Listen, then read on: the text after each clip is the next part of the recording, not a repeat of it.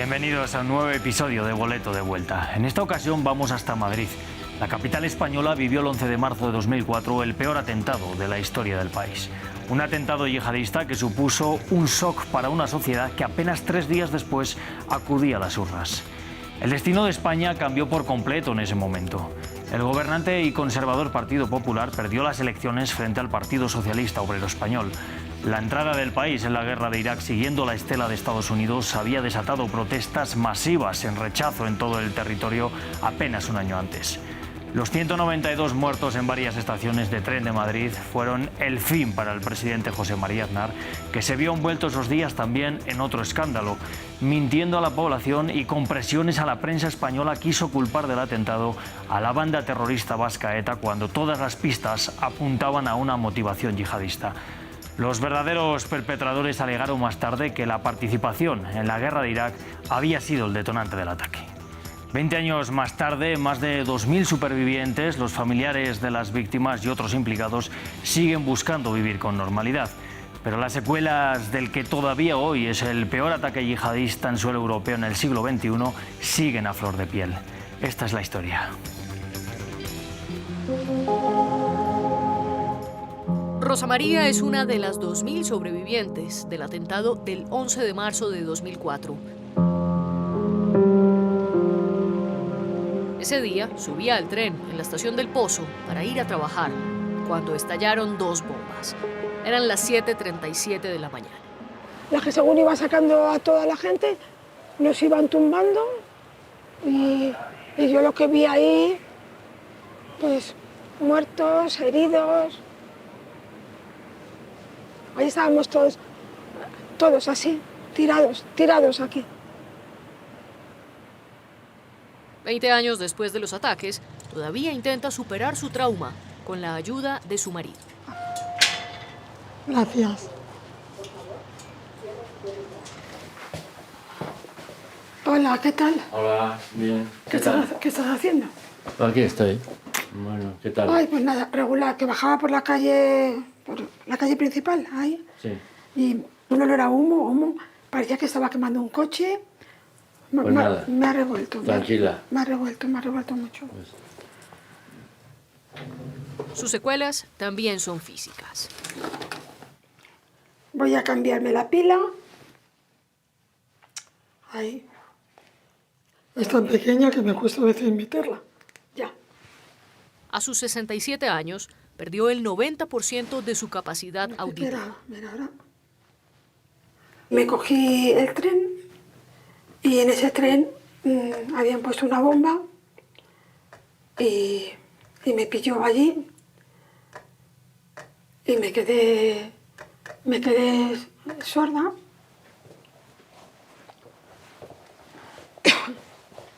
Hace apenas unos meses, durante un examen médico, descubrió la presencia de fragmentos de bomba en su pierna. Pensé hasta qué punto eso en mi organismo me puede dañar. Quiero superarlo y quiero llevarlo bien. Pero claro, te viene esta cosa y otra vez, como lo que vas ganando, vas como avanzando, pues como que retrocedes un poquito.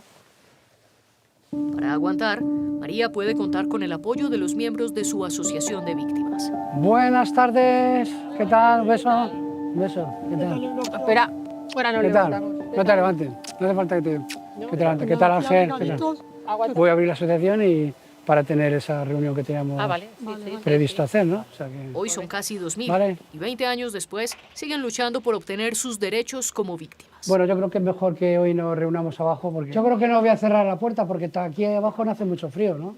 Una cosa que ya voy a comentar ahora, lo que me pidieron, que pidió el Ministerio del Interior, cosa que me sorprende muchísimo, tuve que irme a pedir un informe médico para valorar qué pérdida tenía. Sí. Cuando tengo por sentencia ya, eso lo tengo por sentencia. Claro. Siempre te piden, digamos, papeles o que actualicen la situación como si desconfiasen de alguna manera de nuestra situación. Montse perdió a su hermana en Atocha. Ella es uno de los miembros fundadores de la asociación. 67 personas fallecieron en la estación del Pozo. Intentan que esto pase, o sea, como darlo un poquito de lado. Es que lo que no se puede...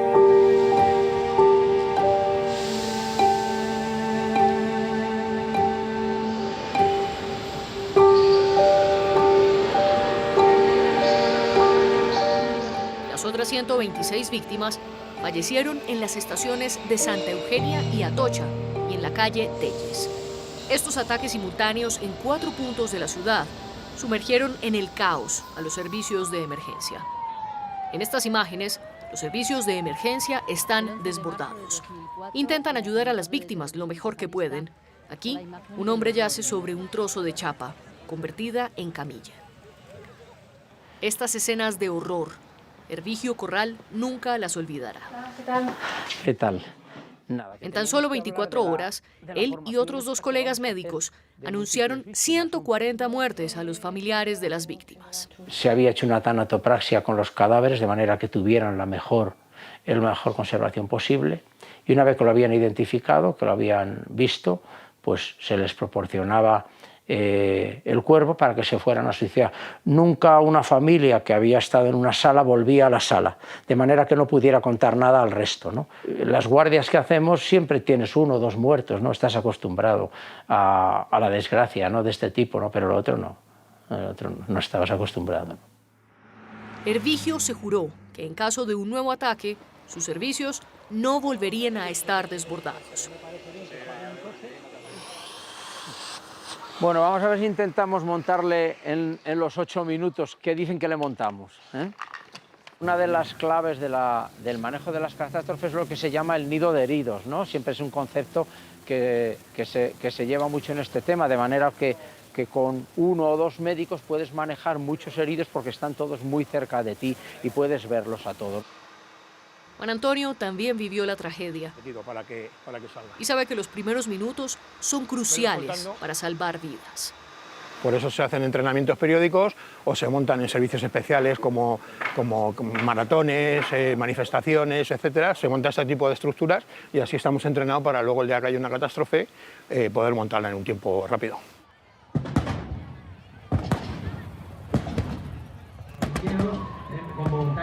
Desde los incidentes del 11 de marzo, la policía, los bomberos y la seguridad civil también aprendieron a trabajar juntos.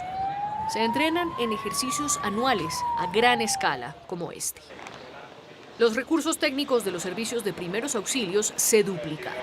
Ahora mismo sí tenemos posibilidad de mandar cuatro vehículos a 4 focos. De hecho, ya ahora mismo en la calle tenemos 2 vehículos constantemente, 24 horas por 365.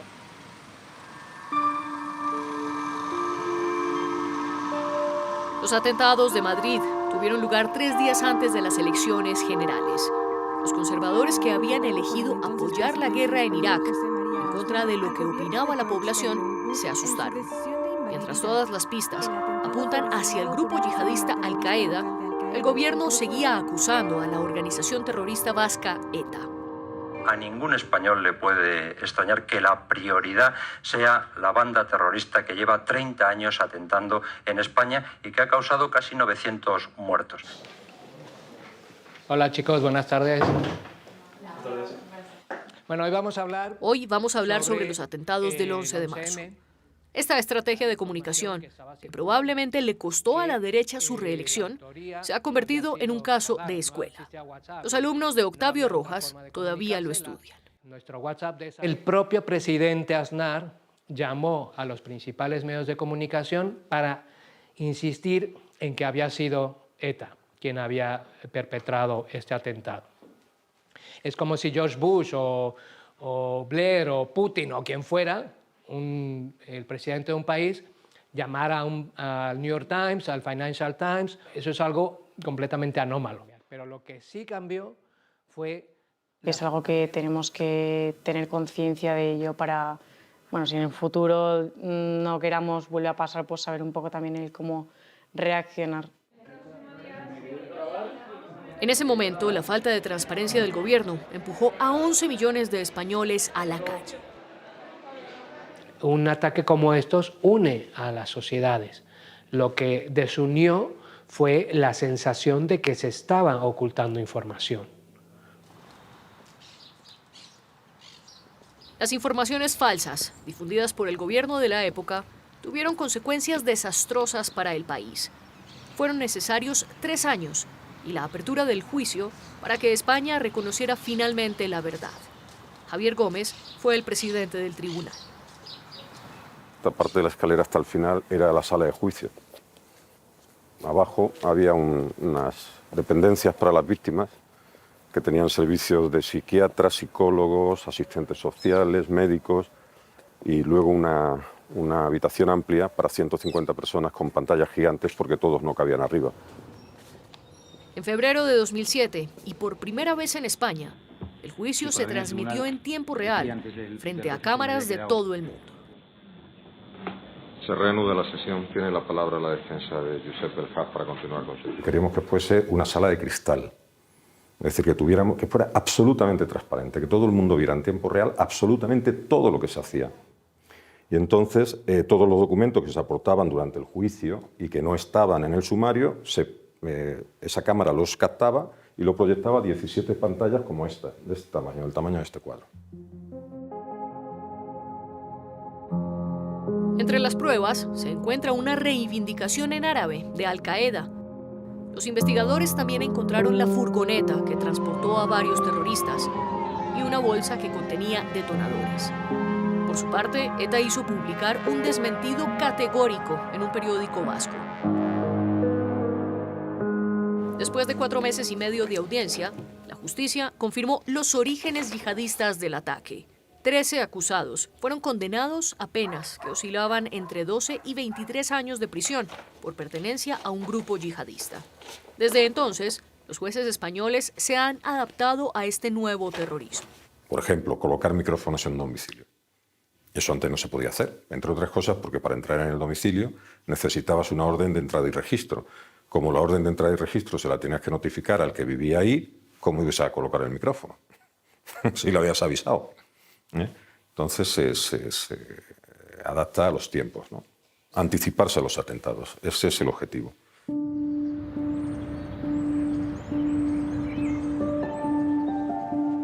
Tal como cada año en noviembre, Eulogio, presidente de la Asociación de Víctimas, convocó a una reunión con un panel de psicólogos. No sé, te puedes entrar, ¿eh? Que estás en tu casa. Vamos a ver. Bueno, pues buenos días y muchas gracias a todos por asistir. A 20 años de los atentados, vivir con normalidad sigue siendo un desafío. La familia siempre te pone que siempre te está recordando que eso se tiene que pasar ya, que ya no tiene, que ya son 20 años lo que van a pasar y que eso ya ha pasado, que no tienes por qué estar todo el día y todas las veces. Yo no estoy todo el día. Lo que pasa que cuando sale la conversación, pues dicen, no, es que no tienes por qué estar diciendo siempre eso. Sí.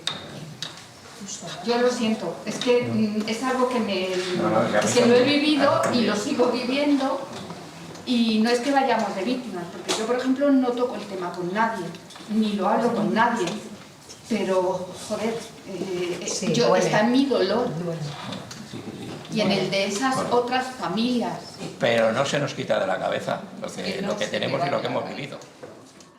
El dolor de Eulogio tiene un nombre, el de su hijo Daniel, que falleció hace 20 años.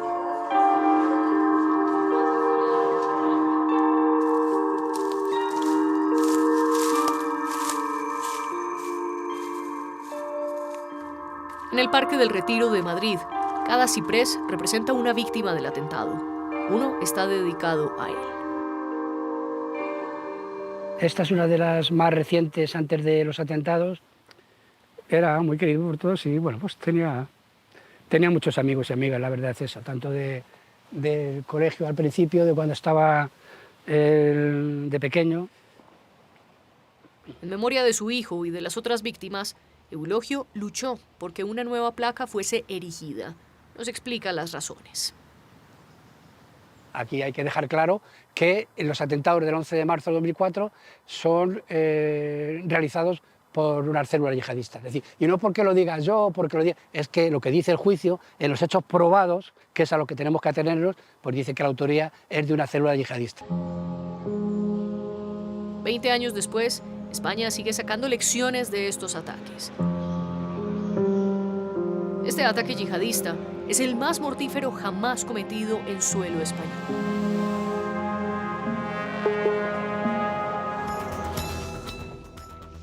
Gracias por acompañarnos en una nueva edición de Boleto de Vuelta desde España. Visitamos Madrid 20 años después del atentado yihadista que dejó 192 muertos en la capital española.